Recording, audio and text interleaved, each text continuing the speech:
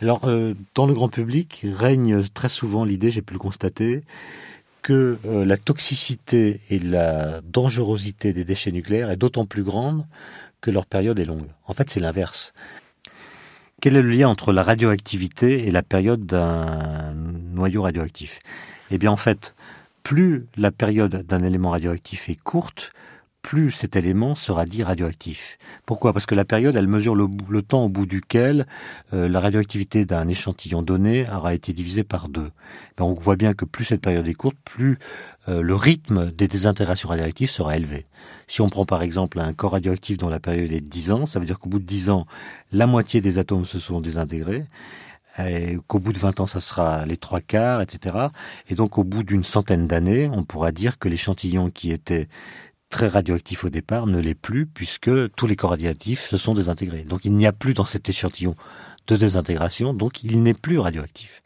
Et donc la radioactivité d'un échantillon donné est inversement proportionnelle à sa période, c'est-à-dire que plus la période est courte, plus l'activité de l'échantillon sera élevée. Alors maintenant, les déchets nucléaires, eux, ils posent des problèmes, surtout dans le cas où ils ont une très longue période. Ça veut dire qu'ils sont d'autant plus embêtants en tant que problème de gestion pour la société que leur période est longue. Ils sont peu radioactifs, puisque leur période est longue, ils mettent beaucoup de temps à diminuer ou à réduire leur activité radioactive.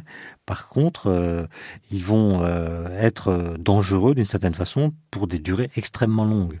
Et donc, il faut trouver des solutions qui sont de deux types. Soit on envisage des solutions réversibles, c'est-à-dire on trouve des solutions provisoires en espérant que les générations futures trouveront des lois physiques différentes ou des solutions technologiques différentes qui leur permettront de résoudre mieux que nous ne pouvons le faire aujourd'hui les problèmes que posent les déchets nucléaires. Soit nous considérons que ces problèmes doivent être résolus une bonne fois pour toutes et donc il faut envisager des stockages irréversibles qui soient les plus sûrs possibles en faisant en sorte que personne dans les années et les centaines d'années, voire les milliers d'années qui vont suivre, ne sera en mesure d'être mis en contact avec ces produits radioactifs.